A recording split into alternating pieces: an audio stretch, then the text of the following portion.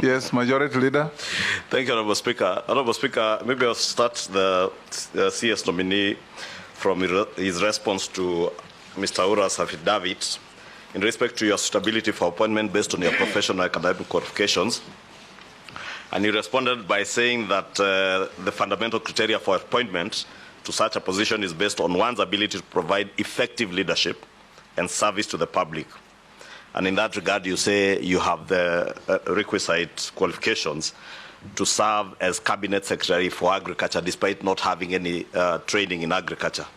And probably you also didn't have any training in health when you served as Health Minister. But CS, in my view, you did well in terms of communicating, especially around the COVID time. You were on TV. In fact, people christened you the COVID CS. I would want to hear what exactly you intend to do, because, again, in my view, we have had a communication problem, and more so in the State Department for Livestock and also the State Department for Agriculture. You remember last year the issues that we had with subsidized fertilizer procurement and the communication that came around that issue. Towards the end of the year, we also had a similar problem. I had to withdraw a bill that came to Parliament from the State Department of Livestock, the Livestock Bill, largely on account of the disinformation that was being propelled in both mainstream and social media. And this bill is anchored on policies that are espoused by the government through the ministry. I would want to hear what you intend to do now as Cabinet Secretary. One, to provide that effective leadership within the ministry, to communicate effectively to the public what is contained in the bills that you will bring to Parliament, because Parliament tends, and in this case, my office of the Leader of Majority, we tend to take the flak from everybody, believing that all legislation that comes from government is authored by parliamentarians and the office of the Leader of Majority. So I want to hear first what you intend to do to ensure that there is effective leadership in terms of communication. And as I said, in my view, you have done well in your previous postings, whether it was in ICT or in health.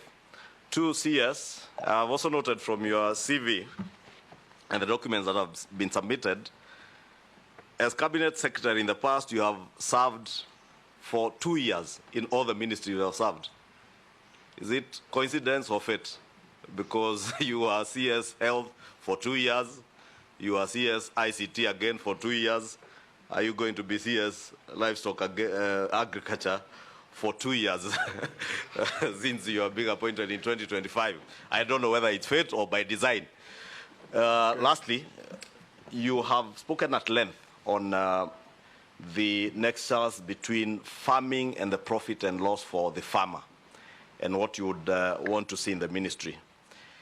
We have also heard from government, especially from the president, that we have now as a country fixed our production side. I would want to hear, and again, based on your training as a student of commerce, what exactly do you intend to do to ensure that there is a proper nexus between the productivity that we are saying we have increased, whether it's sugar, whether it's maize, whether it's rice. How do you link that to markets? And bearing in mind that coffee, the coffee you are speaking about drying in your younger years, most of the marketing is on the Ministry of Agriculture. It's in our State Department, in cooperatives, I think. Whether it is milk, again, you produce, the marketing is with someone else. Coffee you produce, tea you produce, marketing is done by someone else.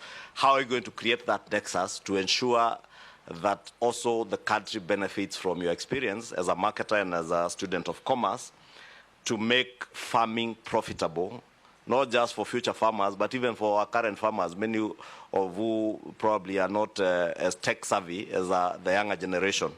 And I would really want, I was looking to hear when you spoke about the P&L, how you intend to get that nexus between the good productivity that we now have to making profits for farmers to make it profitable, because that's the only way you'll be able to sustain This sector has been riddled by cartels, whether it is in the tea sector, coffee sector, milk sector. There are cartels all over.